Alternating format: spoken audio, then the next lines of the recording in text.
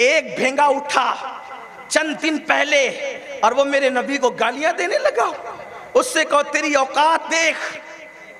लोग कहते हैं गुस्ताख रसूल क्यों पैदा होते हैं। देखा कभी कोई खबीस उठता है, वो मुंह खोल करके गालियां बकता है हुजूर को। कभी कोई खाके बनाने की कोशिश करता है, कभी कोई घर की चार दीवारी में बैठ के मेरे नबी की तौहीन करता है। किसी ने मुझसे पूछा ये गुस्ताख क्यों पैदा होते हैं। मैंने कहा जब जब जिना होता रहेगा तब तक गुस्ताख पैदा होते हैं। देखो काफिर होना अलग बात है, गुस्ताख होना अलग बात है। हर काफिर गुस्ताख रसूल नहीं होता, हर काफिर गुस्ताख रसूल नहीं होता, लेकिन हर गुस्ताख काफिर होता है।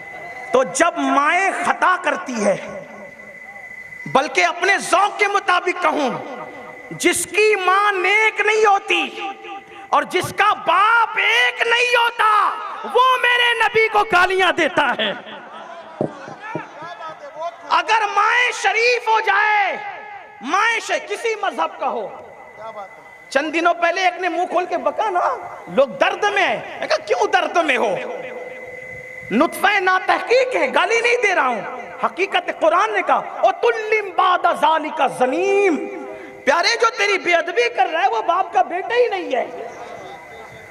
तो अगर काफिर भी होगा लेकिन होगा बाप का बेटा, तो हुजूर की बेअदबी नहीं कर सकता। बेशुमार काफिर है, बेशुमार काफिर है, लेकिन कोई हुजूर की तौहीन नहीं करता। हर काफिर तौहीन नहीं करता। कौन मुंह खोलता है?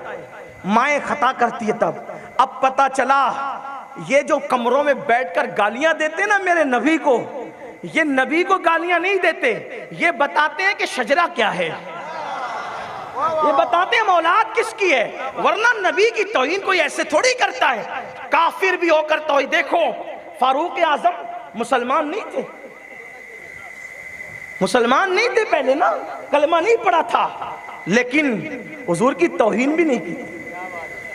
हुजूर के मिशन के खिलाफ थे लेकिन तौहीन नहीं की। क्यों? इसलिए कि नसब सही हो, तौहीन नहीं होती। नसब सच्चा हो, तौहीन नहीं होती।